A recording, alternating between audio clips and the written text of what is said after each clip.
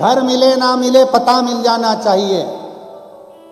अब घर तो कितने सारे हैं, तुम आ जाओ दुबई में और ढूंढते फिरो, जाओ जहां मर्जी पड़े वहां ढूंढो। कल हमारे ये सब जितने भी ये संगीत वाले हैं और ये पंडित जी और समीर जी, आशीष जी, विनय जी, ये सब कल वहां गए थे।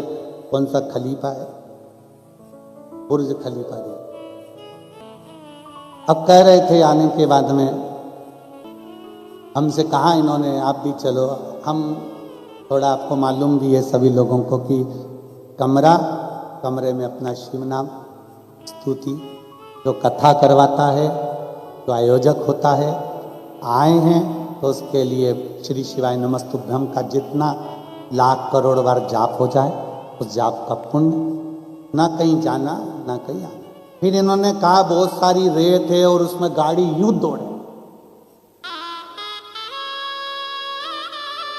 गुरुजी आप वहां पर चलिएगा। हमने कहा उससे जोरदार गाड़ी तो मेरा महादेव दौड़ाता है, एक बार जिसको बिठा लेता है पार लगा देता है। अब ये लोग कल गए, पहुंचे, हमने इनसे पूछा क्या क्या था, तो क्या गुरुजी इतनी ऊंची बिल्डिंग और उसमें सब कुछ मिलता। हमने कहा देख आशीष, यहाँ पे भी बुर्ज खलीफा है और हमारे सीहोर में भी बहुत सारे खलीफा हैं। तो हमारे यहाँ खलीफा को कहते हैं बड़ा, बड़े को खलीफा कहते हैं। जो समझदार बड़ा है, आदरणीय है, बहुत कुछ उसने सीखा है जिंदगी में, उसको खलीफा कहा जाता है। हमने कहा आशीष ये भी बहुत ऊंचे हैं और अपने गांव में नगर में रहने वाले वो खलीफा भी बहुत ऊंचे। इसकी छांव में भी लोग शांति से बैठते हैं और जो हमारे गांव के नगर के बुजुर्ग हैं उनकी शरण में भी लोग शांति से बैठते हैं।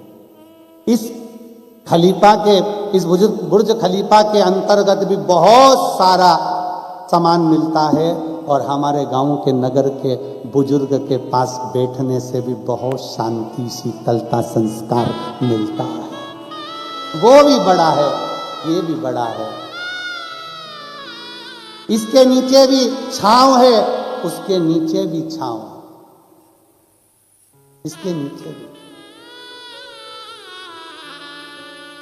लोग उसको देखकर खुश हो रहे हैं, पर उससे पूछो जब इतनी तेज हवा चलती होगी, आंधी आती होगी, तो वो भी सहमता होगा। उसी तरह घर का जो बड़ा होता है ना, घर का जो बुजुर्ग होता है ना, जितना ऊंचा होता है ना, उसको बहुत सहना पड़ता है। सहजता में वो बड़ा नहीं बन जाता, सरलता में वो बड़ा नहीं बन जाता। सास में और बहू में बहुत अंतर होता है। बड़ी को लगता है कि सास छोटी को ज्यादा चाहती है, छोटी को लगता है सास बड़ी को ज्यादा चाहती है, और सास बीच में मंदिर के घंटा बनी रह जाती है।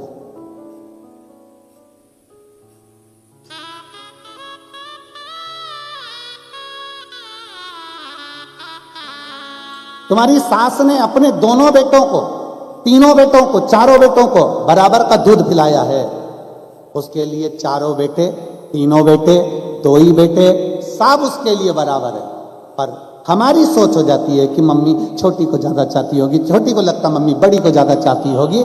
ऐसा नहीं, माँ माँ होती है और वो कभी भी प्यार कम ज्यादा नहीं करती है, क्योंकि उसने दूध बराबर का पिलाया है, इसलिए प्रेम भी बराबर का देती है। वो माँ होती है, उसकी करुणा में कोई कमी नहीं होती, उसके प्रेम में कोई कमी नहीं होती, उसके स्नेह में कोई कमी नहीं होती।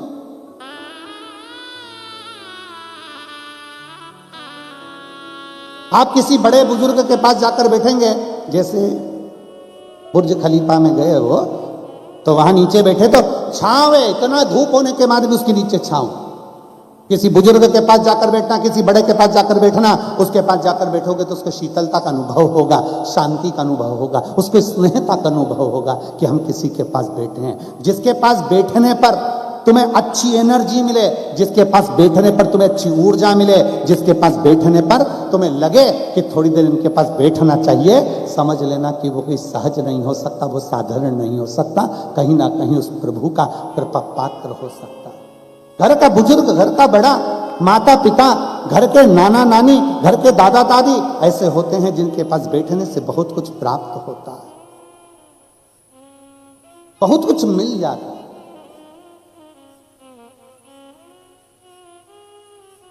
अब जैसे आपके घर में दादी है, नानी है, घर के बड़े हैं, देवताओं में बड़ा कौन है? देवता में बुजुर्ग कौन? देव अधिदेव।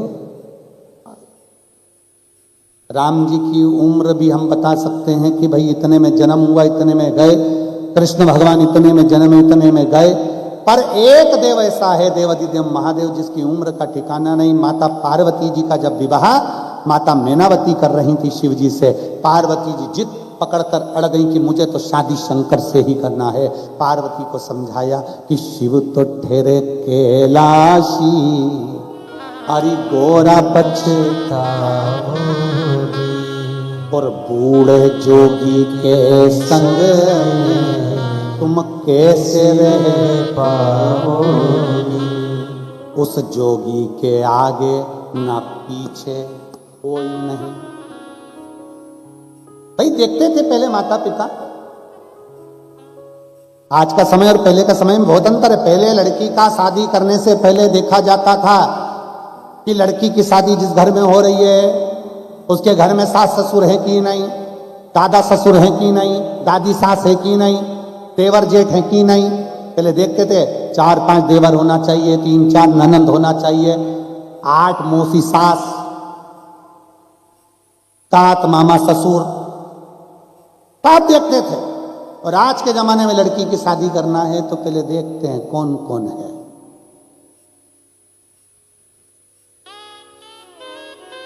सबसे पहले पूछते सास है,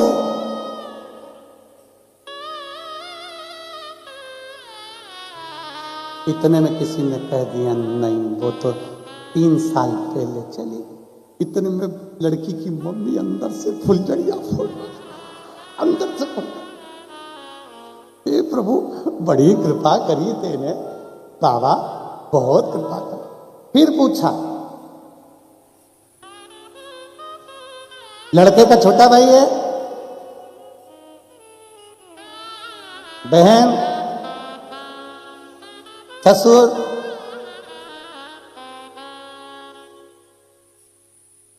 अब ये नहीं सोचा पहले बड़ा परिवार क्यों देखते थे। लड़की को दुख आया वो कम से कम अपने परिवार के लोगों से कहकर अपना मन हल्का कर ले। सास से बोल दे, ननंद से बोल दे, देवरानी से बोल दे, जेठानी से बोल दे, किसी से कहकर अपना दिल हल्का कर ले। आज के जमाने में ढूंढते हैं कि बस लड़का मिल जाए, अच्छा मिल जाए और दुबई में सर्विस कर रहा हो।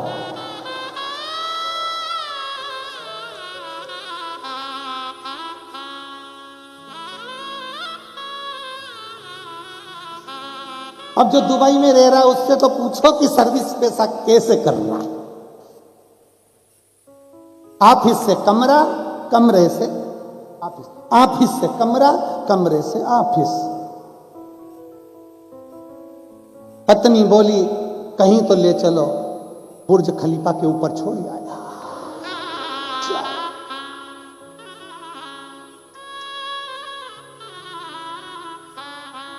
7 घंटे तक नीचे नहीं लाया।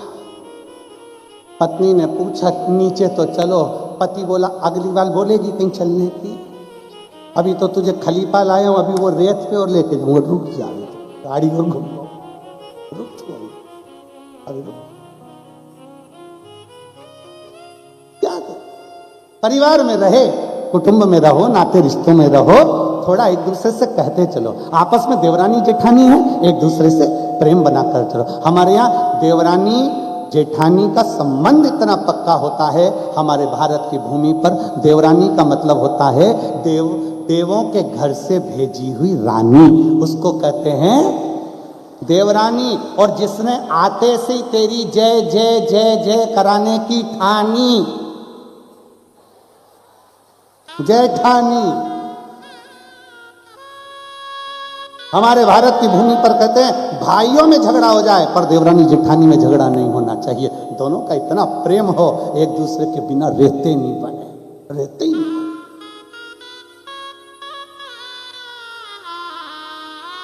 चाय बनाते समय दूध अगर जेठानी डाले तो देवरानी शक्कर डाले,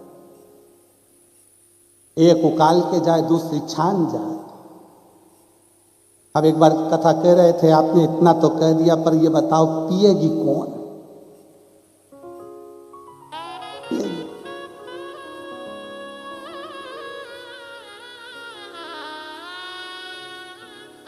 स्नेह प्रेम बनाकर बड़ों के बीच में बैठना, आदरणीयों के साथ रहना, बुजुर्गों के साथ रहना। अपने पहले होता था, पहले बच्चा कहां जन्म लेता था? जम के बोलो, पहले बच्चा कहां जन्म लेता था? अपने नाना नानी के घर में, अपने दादा दादी के घर में। अब बच्चा कहां जन्म लेता है? हॉस्पिटल। पहले बच्चा नाना नानी के घर में जन्म लेता था, दादा दादी के घर में जन्म लेता था, इसलिए हर 15 दिन में, 1 महीने में, 2 महीने में, 6 महीने में, 8 महीने में वो जाता रहता था नाना नानी के घर, दादा दादी के घर चले जाते।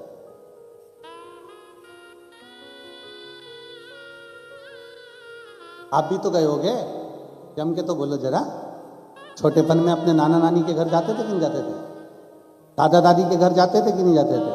तो बच्चा जब नाना नानी के घर में जन्म लेता है, दादा दादी के घर में जन्म लेता है, तो वह हर महीने, 2 महीने, 6 महीने में अपने नाना नानी के घर जाता रहता है। क्यों? क्योंकि जिस घर में बच्चे का जन्म होता है, बच्चे का प्रेम उस घर से बहुत होता है। आज के जमाने में बच्चे जन्म लेते हैं हॉस्पिटल में, इसलिए हर 2-3 महीने में बच्चे नर्स और सिस्टर से मिलने के लिए जाते हैं, डॉक्टर से मिलने जाते हैं। थोड़ी सी सर्दी हुई, लेके हॉस्पिटल भागो, और डॉक्टर का हाथ लगते सी तबीयत ठीक, क्योंकि मामा से मिल ली है, तुरंत ही। जिसके घर में बच्चे का जन्म हो, नाना नानी के घर में हो तो नाना नानी के घर से प्रेम होता है, दादा दादी के घर में हो तो दादा दादी से प्रेम होता है, और अगर हॉस्पिटल में जन्म लेते हैं तो डॉक्टर सिस्टर से बहुत प्रेम होता है, जाते हैं ठीक हो जाते हैं। इसमें होना चाहिए। और देख लिया संसार हमने, देख लिया सब मतलब के यार हमने देख लिया। झूठे नाते झूठे रिश्ते, झूठे नाते झूठे रिश्ते, अरे झूठा है संसार हमने देख लिया। सब मतलब के यार हमने देख लिया। एक स्नेह आपस में प्रेम को मजबूत करिए, कुछ नहीं जाना।